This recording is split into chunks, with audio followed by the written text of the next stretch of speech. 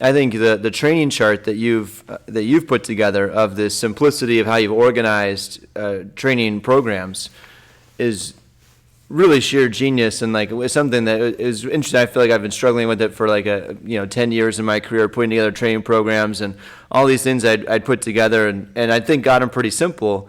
And then when I saw you present that chart, I was like, and there it is, in like in like a chart fashion. And so it's I completely respect the complexity to get it to, and this is your decision making process, and how to escort someone through that.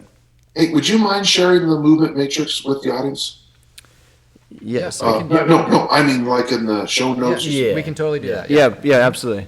Yeah, why don't we do that? Okay, so gentle listener, there's 37 movements in my chart, okay? Push, pull, hinge, squat, loaded carrier on the left. And then on the top, it's basically planks. You could call them isometrics. It doesn't matter. For example, the push-up position plank.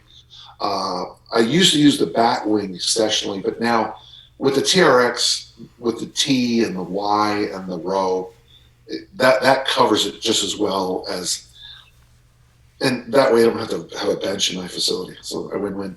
The goblet squat, which is a moving squat, a moving plank.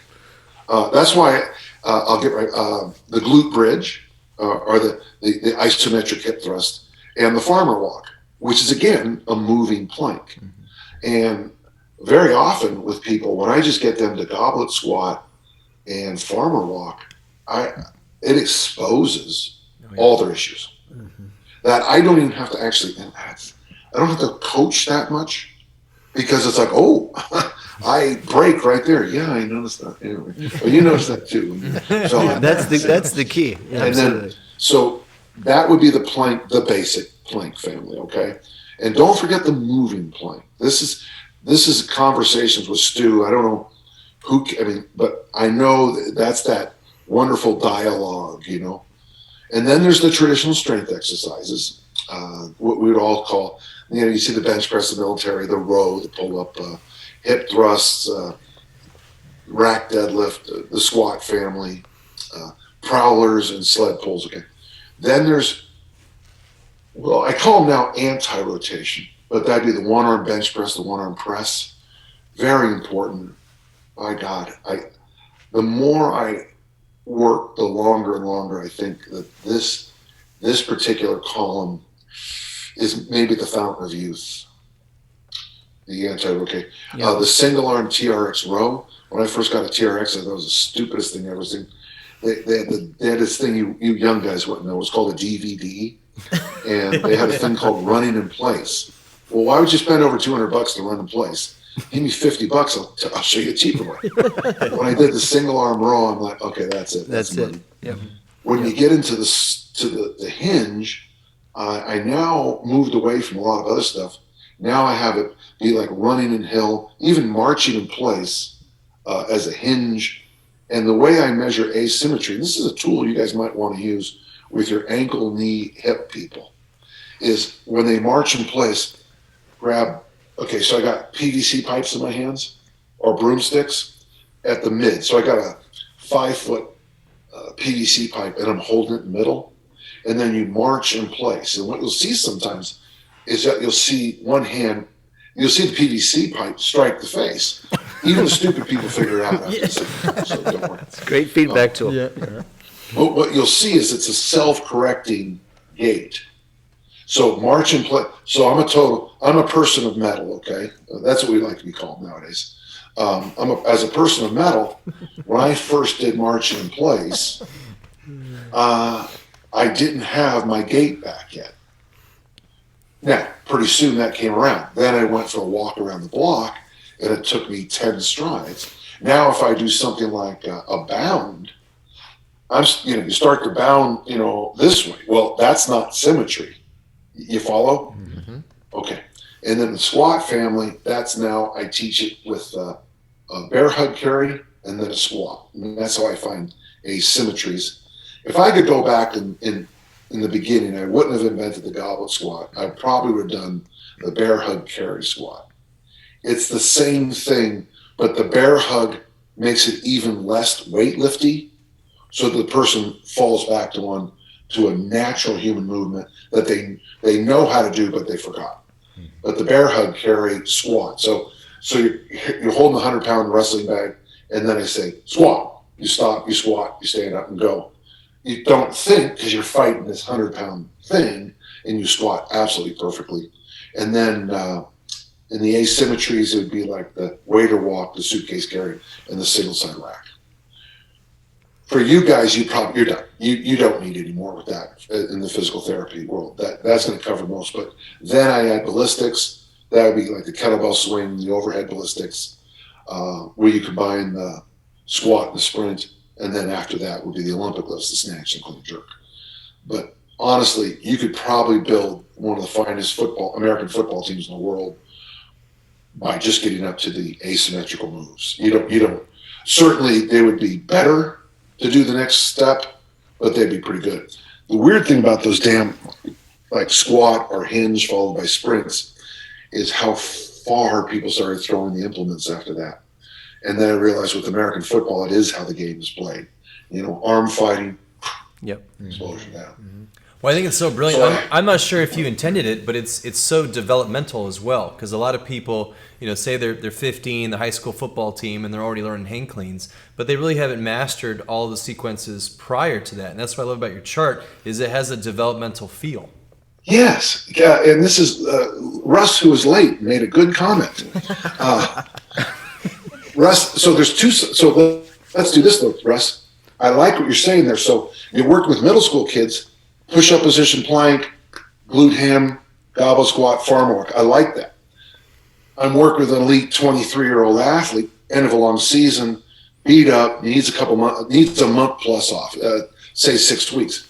When they come back, the reason I want to revisit the push-up to position plank and the goblet squat is to reteach tension, which, of course, the more tension you have, the safer you are in the weight room. And so even with elite athletes, I like where your head's at. You want to swim through those again. And I agree with you. I deadlifted 600 last season and before the season. And then we had this 13, 14-week season. Then I took 6 weeks off. I walked back in the gym, and when I pick up 400, coach, my greater, absolius is brachiating across the lower. I love this. I love 2021. No one gets hurt anymore. Now it's now they went to the damn they went up to the anatomy chart. And I said, I think it's the upper thoracic dude. Unless you have an MR. I used to work with a PT who one time kid came off and said, "Oh, he has a slap tear." You diagnose a slap tear with a pair of shoulder pads on? My God. I'm thinking there. See, a lot of people use like x-rays and MRIs and, manipulation, touching. You diagnose a slap tear in the middle of a stadium. It's impressive. No offense to your field, but seriously. Yeah, we agree. Been there. So what you want to do then is, and it'd be an interesting thing. For example, when I work with the special forces guys, one of my jobs, one of the things I try to do is get them called out on something as simple as a glute bridge. I want them to stand up after. So I don't know if you guys have seen it in my hands-on where we have we have people, either a glute band or someone holding the knees and then someone holding the ab wall, making the abs engaged. You got this guy 13 deployments who's got a cramped glute from doing a glute bridge. All of a sudden they're listening now, So there's great value, Russ, who came late. And returning to those all the time.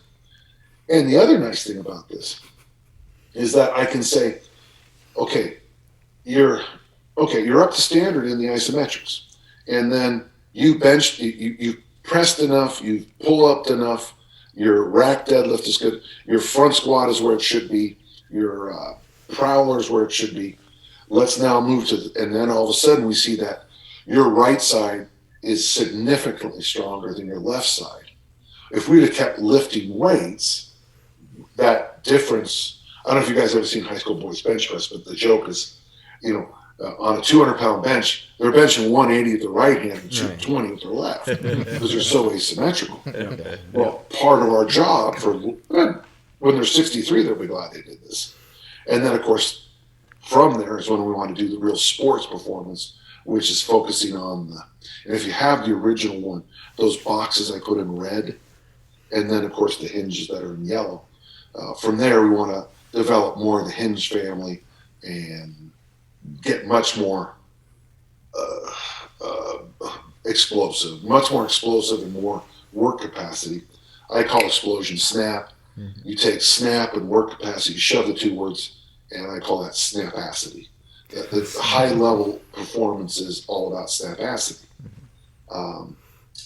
Again, if you're trying to get people who look like me, who graduated with me in high school, snapacity might not be that important until they slip on ice. And then it becomes literally life and just death moment. So but that's just part of the process we need to do.